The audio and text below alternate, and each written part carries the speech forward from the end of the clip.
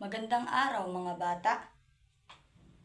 Ang pag-aaralan natin ngayon ay MAPE Arts 2. Quarter 1, Week 1.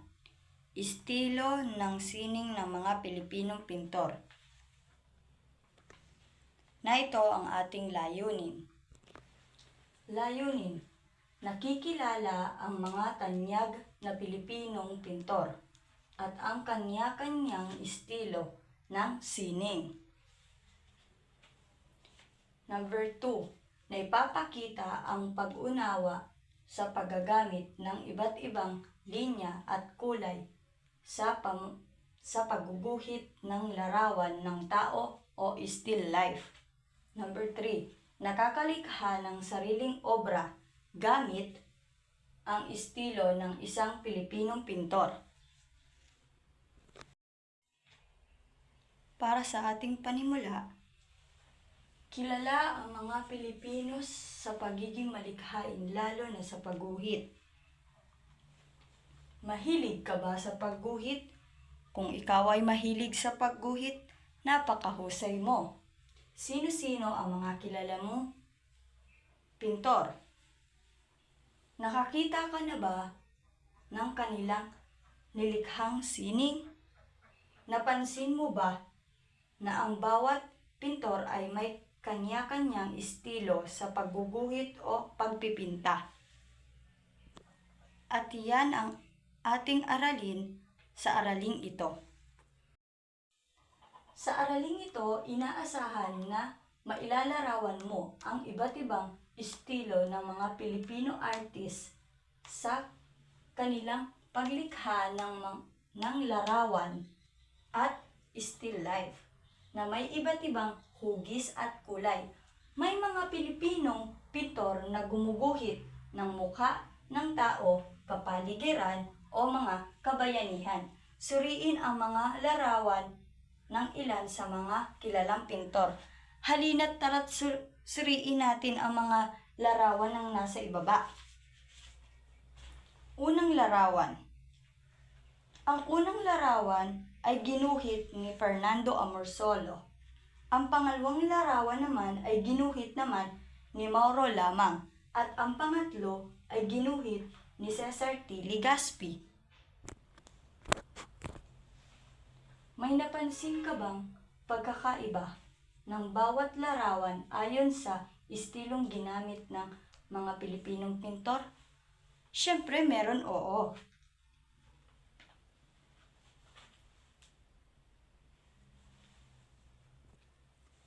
Tanong, ano ang unang paksa ng unang larawan? Paano ito naiiba sa ikalawa at ikatlong larawan? Sa unang larawan,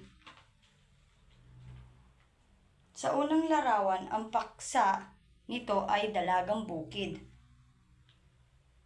At sa pangalawa naman, ang paksa naman nito ay Tres Marias. At ang pangatlong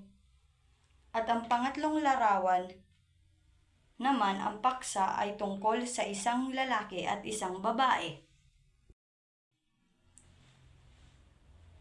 Magkakaiba ang estilo at pagguguhit sa mga larawan.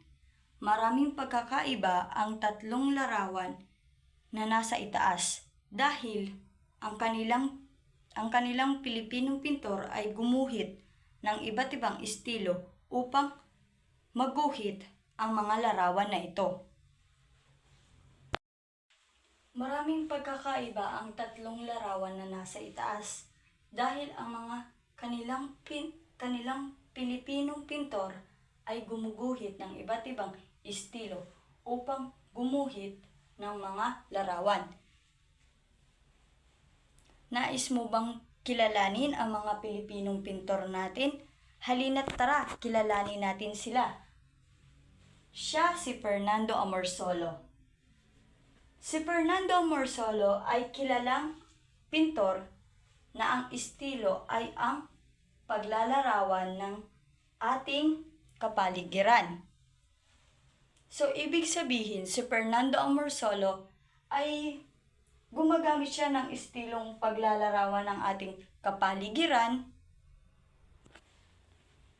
naman, si Mauro lamang ay isa ring pintor na kilala sa isang estilong paggagamit ng mga mukha ng tao at pagguguhit.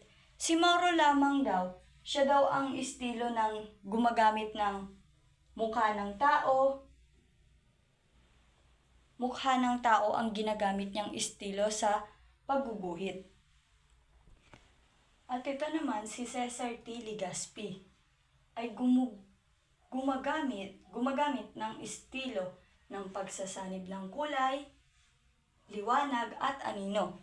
Si Cesar T. Legaspi, gumagamit daw siya sa estilo ng pagsasanib ng kulay at liwanag at mga anino. Matapos mong kilalanin ang ilan sa mga kilalang pintor, subukan mo naman ang iyong sarili. Sariling kaalaman tungkol sa araling ito. Halina't sagutan natin ang mga gawain sa ibaba. Tara, sagutan natin ang mga gawain natin ngayon. Gawain sa pagkatuto. Basahin mabuti ang bawat pangungusap. Piliin ang titik ng tamang sagot. Gawin ito sa iyong kwaderno. Sa paglikha ng larawan ng mga tanyag na pintor, ano ang karaniwang ginagamit? A. Iba't ibang estilo at kulay. B. Kabayanihan. C. Ihimahinasyon. D. Watercolor. Anong tamang sagot, class? Siyempre, letter A. Iba't ibang estilo at kulay.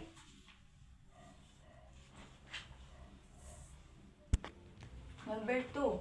Sino-sino ang tanyag na pintor na gumagamit ng paglalarawan sa kapaligiran? A. Joseph Blanco. B. Juan Arellano. C. Fernando Amorsolo. D. Lahat ng nabanggit. Class, anong tamang sagot? Siyempre, letter C. Si Fernando Amorsolo. Number 3. Gumamit ba ng iba't ibang kulay sa paglikha ng larawan ang bawat pintor? A. Oo. B. Hindi. C. Walang ginamit na kulay. D. Lahat siguro. Class, anong tamang sagot? Is letter A. Oo. Gumamit. Gumamit syempre sila ng iba't ibang kulay at kapaligiran ng larawan. Number 4. Sa iyong palagay, paano nagkakaiba ang mga likhang sining ng mga bantog na pintor sa ating bansa? A. Gumuhit ng iba't ibang ihimahinasyon. B. Gumuhit ayon sa kanilang naisipan. C. Gumuhit ng pare-parehong bagay. D. Gumuhit ng kanya-kanyang estilo ng kulay. Class, anong tamang sagot?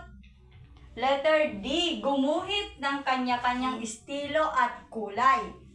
Number 5. Bilang isang mag-aaral, paano mo maipapakita ang pagpapahalaga sa kanilang sining? A.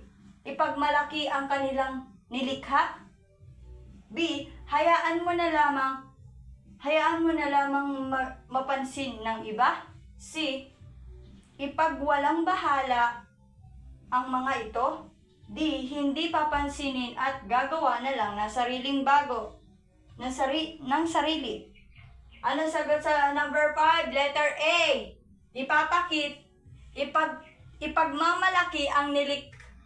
Ipagmamalaki ang kanilang nilikha. Okay, ngayon naman class, kayo ay magkakaroon ng gawain sa bahay. Pagmasdan ang mga larawan sa itaas. Piliin sa mga pangungusap sa ibaba ang mga naglalarawan sa mga nilikhang sining. Gawin ito sa inyong bahay na. Letter A. Ito, ang nag-drawing po ng nasa letter A ay si B and C. Ito po ang pangungusap natin. Gumamit ng iba't ibang estilo at kulay ang bawat pintor. Magkahawig ang kanilang nilikha. Number 3, gumamit ng buhay na larawan ang ibang pintor. At dito po nagtatapos ang ating klase ngayong araw. Salamat po sa pakikinig.